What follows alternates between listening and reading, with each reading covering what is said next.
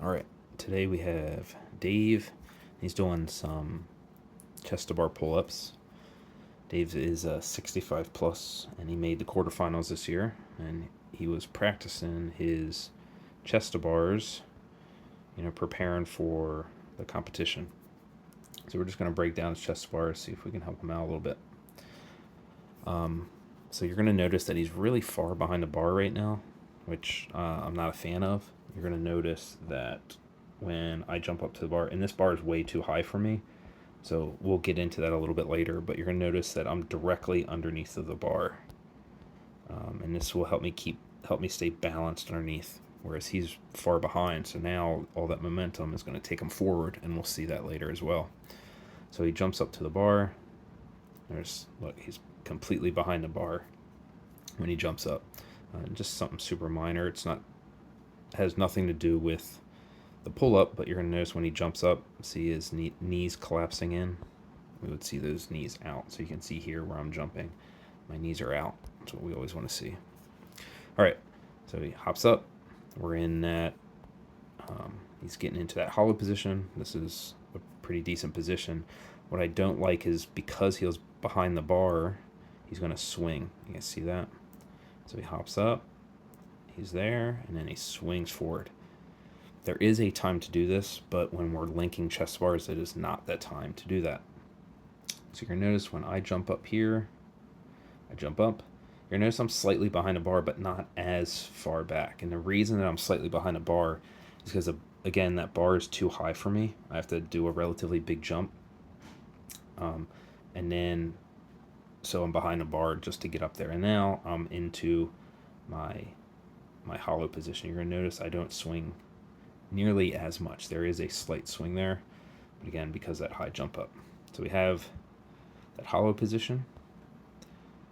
So here, it's not too bad, right?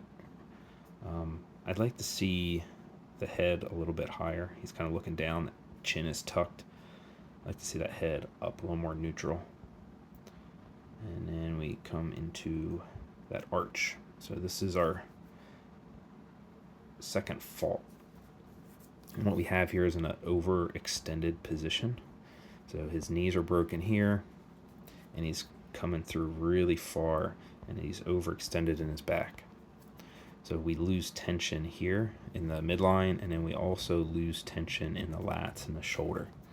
So you're going to see when I come through on my arch, it's a nice strong arch from my legs are relatively straight. I have a slight curve in my back. My head is not coming really far through. The head and my ears are right by my arms. Strong arch position. I can stay tight here in the midline and in the lats. So we need to get it's a little too far. So now he kicks through. And because of that big arch, you're going to notice that his center of mass is now on this side of the bar. So notice all of his mass, almost all of it, is on this side. When I come through into that pike position, you're going to notice that I'm balanced underneath of that bar, right? So notice my hips are slightly behind or underneath, whereas Dave's hips are forward and in front of the bar. And now, when we try and get up to the bar, our body weight, our center of mass is going to be all out of whack because of it. So now we're coming up, the knees are driving up, and when we drive those knees up, you're going to see that the legs are dropping. So we just killed all of our power there. So I'm in this pike position, the feet keep rising, and the hips open. And you're going to see now that I'm in this position, I'm still in a hollow body position. Whereas when we're getting into here, Dave is now in a arch position. So the completely opposite position of what we want to see when we're getting to the top of a chest to bar. And now you're going to see, because all of that weight here in the hips was in front of the bar, now it has to go somewhere. And where is it going to go? It's going to go to the other side of the bar. Now all of his weight is on this side. When we're linking chest to bar pull-ups, we want to be balanced. So you're going to notice me over here. I'm in a hollow position. I'm balanced underneath that bar. I hit the top. My legs are countering the weight of my body and my hips at that bar. So now it's going to be really hard to push away. You're also going to notice the head position. My eyes are relatively straight, whereas he's looking up and in the super extended position. All right, so now when we come back down, again, now we're already in a bad position. He gets into that hollow nice, but then we have that swing, we have that overarch. Now he's even more in a bad position to start linking those reps. And that's why it's so awkward when he's coming up and trying to link those reps. So now if we come over, I'm in this hollow position. I hit my chest to the bar. I push away from the bar, hit that pike position.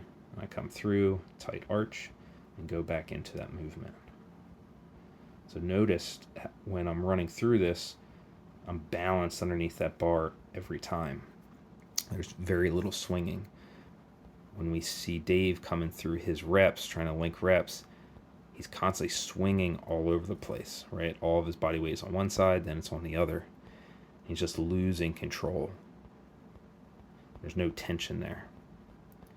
It's going to be really taxing on the system overall. So what we need to focus on is a balanced jump up. We need a balanced hollow position to start. We need the feet to stay out and be in that hollow position on the way up. We need to push away and be able to hit that arch position at the bottom. Hope this helps. Cheers, guys.